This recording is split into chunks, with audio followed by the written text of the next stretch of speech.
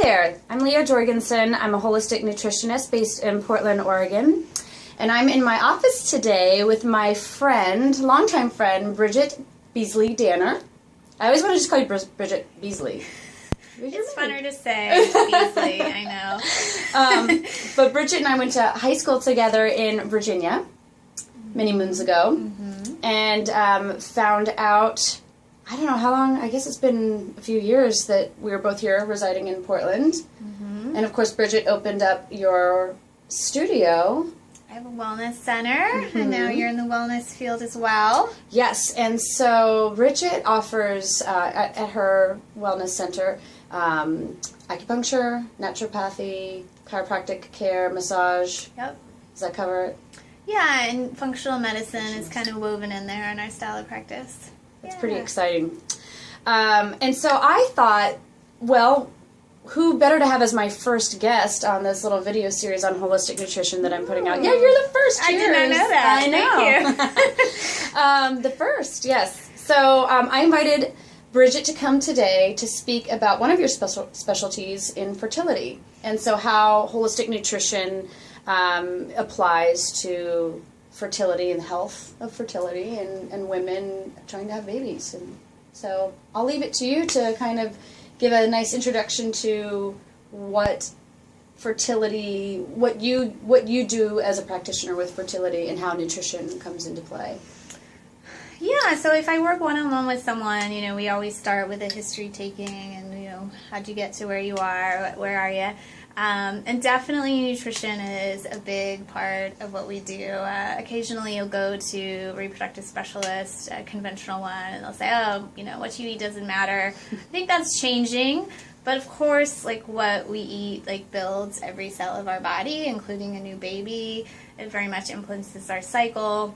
So yeah, it matters. And sometimes clients come to us already with a pretty decent diet and just need to make some tweaks based on the symptoms we see or what's up with their cycle, what their age is. And then other times it's a bit of an overhaul to, you know, to most of our clients are pretty educated, but yeah, it's tricky. As you know, there's a lot of information about nutrition. It's hard to know, like, is this good for me? Is this bad for me? So we just start with where they are. Sometimes we do a food journal and see what they've been eating over the course of a few days. And maybe I see, oh, it looks like you could use some more protein in your diet. It looks like you're, you know, having trouble cooking without using processed foods. Looks like you've got a little sugar addiction going on. So we start with that, and then we also think about the diagnosis, like, if, you know, it's a woman over 40, we're really going to focus on nutrition for egg quality. If it's a woman with PCOS, which is polycystic ovarian syndrome, then we'll maybe focus more on blood sugar. So give you a start of what we do. That's pretty amazing. And, you know, I do know friends and family who have had issues trying to get pregnant. And this information was never presented to them. I mean, food is not even in the conversation. So this is kind of huge, and I think it's really important for women to have these resources and to know really who they can go to if they have questions, and then also, you know, how they can implement some of the suggestions you're saying that for specific disharmonies or issues, like, you know, if they're over 40, or if they have, you know, if they've had history of miscarriage, or I'm sure there's different, you know, all sorts of things that you're looking into. Yeah, you know, we'll see over time how it evolves, but there are a lot of people in our culture that are more interested in doing things holistically and nutritionally, but we're also in a culture of specialists. So if you're trying to get pregnant and you have some concerns, you're usually going to go to your gynecologist, your reproductive endocrinologist, and you know, they're busy and they have their procedures they do, and they're not going to sit down and have a conversation like you do with your clients. It's, you know, really in depth, like really figuring out how are their habits and all that. Generally, they're going to put you on a track of, let's try this ovulation enhancement drug for a few months, and let's try this procedure, and if that doesn't work, let's go to the next procedure. And those procedures can be really helpful. But often you don't even need to go there because it's just you need to kind of clean up your body and get your cycle working well first. So yeah, there's people like me and there, other fertility specialists out there that are more holistic. You just gotta look for us. Yeah. Well, so I know you had mentioned specifics, the macronutrients, and how they are or how they pertain to fertility. Do you want to? Yeah, so macronutrients are protein, fat, and carbohydrates. Sometimes I say protein, fat, and fiber because if you're going to have carbohydrates, I think you kind of mostly can think about the fiber benefit. You don't want to just be stuffing like, processed carbohydrates down your throat. So I thought that might be a good place to start. So protein's really important for women. Mm-hmm. Most of us aren't getting as much as we should be, especially when we're building a baby. You need enough protein to make brain chemicals that signal to your ovaries and that kind of thing. So getting protein right away in the morning and then at every meal and snack. And then thinking about the quality is important, especially when you're trying to get pregnant. So having fish that's really wild and having grass-fed meat and that kind of thing is really important. If you're not a big meat eater, getting some pastured egg is a good option.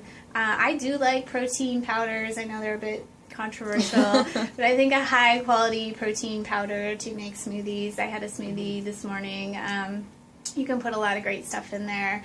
That has sometimes a mix of things, like I use a lot of chia seed, and that has fiber, protein, and carbohydrate. So this is some good stuff you can do with that. Next one is fat. Fat's important for women, for everyone. So how we make our reproductive hormones is we take lipids and some vitamins and cofactors, and we use it to make cholesterol, and then we use that to make hormones. So the lipids are important. So getting enough fat is important. It makes you feel full, makes you feel balanced. I eat a lot of fat, Leah. Yeah, I do too. I'm obsessed with fats.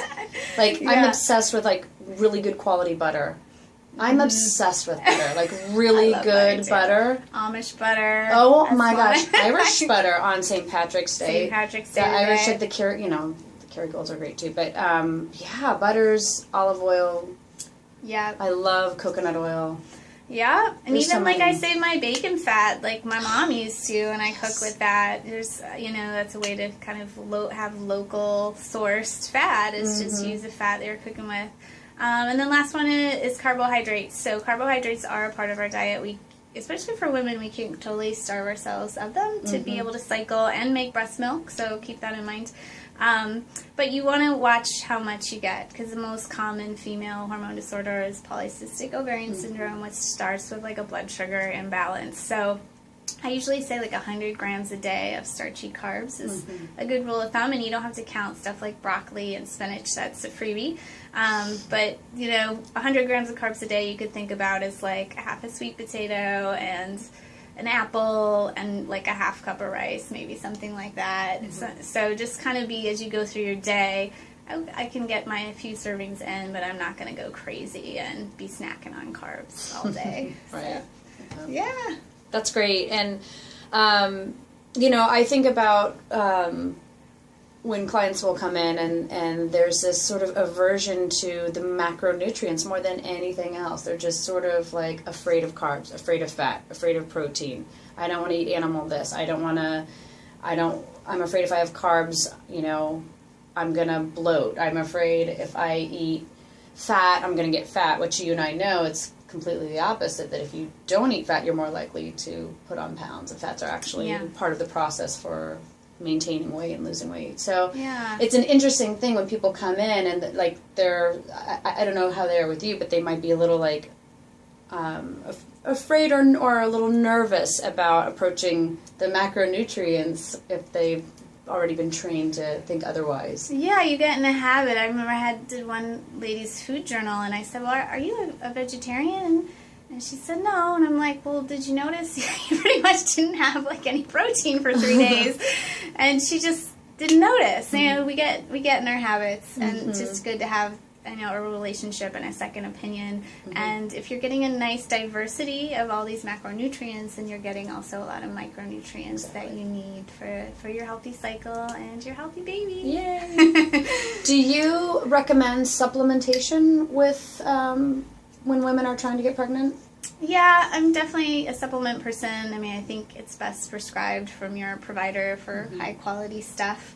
And then I really, it's just a custom group of supplements for everybody. So sometimes we supplement with extra fat or things like B vitamins, certain herbs for the cycle. Antioxidants are really great, especially for older parents. So those are some of the big ones. And then we can run tests too. We're kind of experimenting more with running hormone tests at our clinic. And then from there we can give some really more specific hormone precursors to help balance your hormones too. So pretty cool stuff. That's so cool. And I'm curious, and I probably should have asked you this before, but are you still practicing acupuncture? I am. Yeah.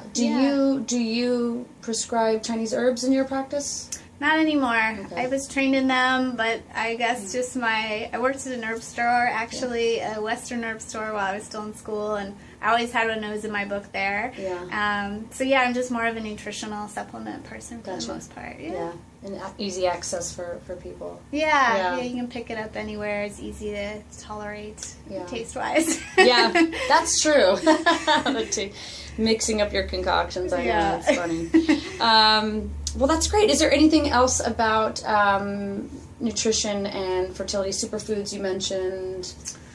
Yeah, I think I mentioned chia seed I like a lot. The fiber helps clean out your colon and remove old hormones, so to speak, so they don't get back in your system. We talked about pastured egg. I think that's great. Butter is great. A lot of the nuts are really great and powerful. We eat seeds to make our seed. So raw and sprouted like pumpkin seed and almond and pretty much all the seeds. They're calorie dense, so you have to kind of be aware of that. But using them on salads and that kind of thing. I am a fan of a salad a day, I think is a great rule. I do like to make my smoothies with things like coconut cream and hemp seed and bee pollen. Sounds delicious. Yeah, there's a lot of fun stuff out there. Trying to think of a few more. I mean, definitely eating your vegetables, which I'm sure is something you talk about a lot. Eating seasonally, I think, is important. It's huge. Too. Yeah, as we to keep our body in balance. So that's an interesting point, because if you are trying to get pregnant in the winter, is there maybe a different approach than if you're trying to get pregnant in the summer? Is that arbitrary, or is there something to that? And maybe, do we choose our foods to support those needs? I don't know. Yeah, that's a good question. I mean, I think if you're, you can try to get pregnant any season you like. Some people claim, I always get pregnant in the spring or that kind of thing. But, just eating with whatever feels right for the season. I mean, I'm not 100% eating locally and seasonally, but I am aware, like, when I see something in the store and it's from Argentina, I'm like, let's just wait until that comes out locally. So, just like you learn about Chinese medicine and food in your program, and you don't want to be having a bunch of cooling foods in the winter. You want to have more warming stuff. So, as far as fertility, I would say it's just still the same rule. Like, try to follow the seasons and the local produce as much as you can. That's great. Yeah. Well, I think we've covered the topic. I'm really excited. I'm excited to be able to share this information with my clients, people who've been following this series, and anyone else who finds us on the interwebs. But, and this follows the segment I did on seed cycling, so we are talking a lot about women's health issues this month, which is great. But more about Bridgit, I will include your website and everything in the post, but if you want to go ahead and have a little plug about your business, where people can find you. Yeah, so I have a personal website, BridgitDanner.com, and there's some blogs on there and some free gifts about fertility and female hormones. You don't have to be trying to get pregnant. Locally, our business is BlueSkyPortland.com.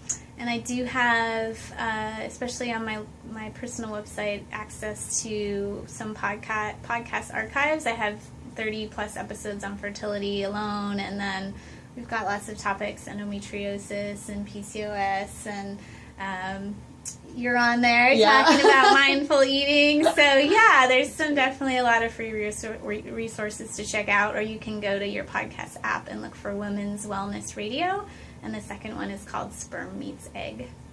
Excellent. Yeah, Well, thank you. Bridgit, thank you for joining us today, and I guess I will see you out and about, and hopefully I was thinking about,